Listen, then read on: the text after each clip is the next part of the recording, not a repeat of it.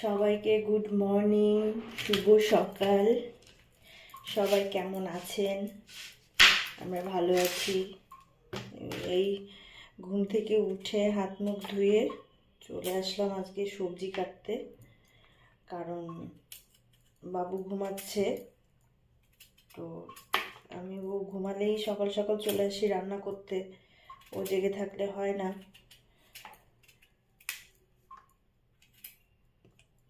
তো সেই জন্য ভাবলাম রান্নাটা করে নিই।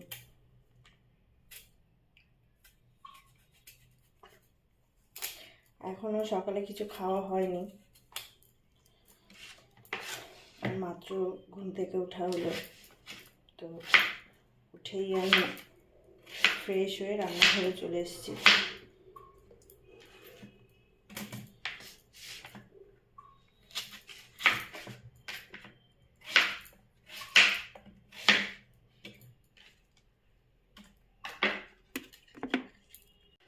এই বোর্ডের উপরে সবজি কাটতে খুব অসুবিধে, বিশেষ করে মিষ্টি কুমড়ো ছিলতে ছুরি দিয়ে, কারণ আমাদের ঘরে বটি নেই, সেই জন্য ছুরি দিয়েই সব কাজ করতে হয়।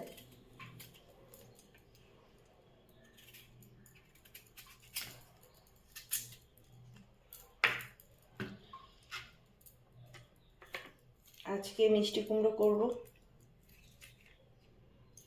আর আমি আসলে একটা তরকারি করা হয় তাও চাপ হয়ে যায়, একটা তরকারি করাই চাপ হয়ে যায় বাবুর জন্য। মাঝে মধ্যে দুটো তরকারি হয়। ওই যে এখন শুনতে পাচ্ছি ও উঠে গেছে, তো এখন যেতে হবে ঘরে, ও উঠে গেছে।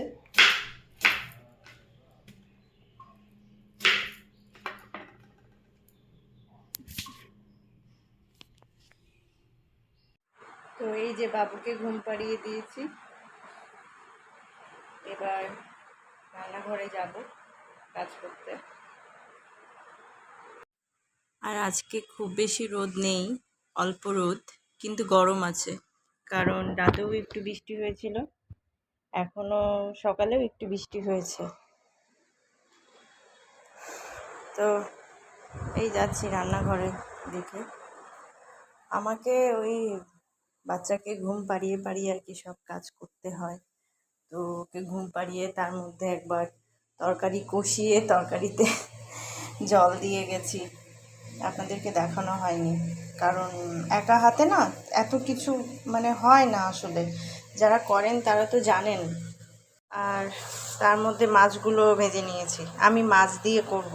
আমার আসলে রান্না সম্পর্কে অত আইডিয়া নেই, ধারণা নেই, তো যা দিয়ে যেটা পারি সেটা দিয়েই রান্না করি। খেতে ভালো লাগে তাই ভাবি যে আপনাদেরকে দেখাই। এটা খেতে ভালো না লাগলে কখনোই দেখাতাম না। এটা মিষ্টি কুমড়ো দিয়ে রান্না করবো আর কি, মাছটা।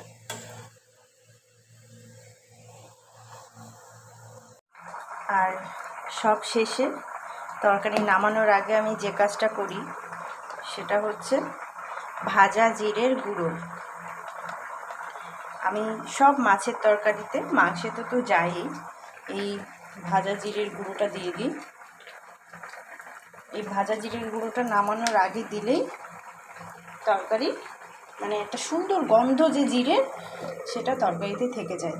এই ঢাকা দিয়ে চুলো বন্ধ করে দেবো। এভাবে করবেন, করে খেয়ে দেখবেন।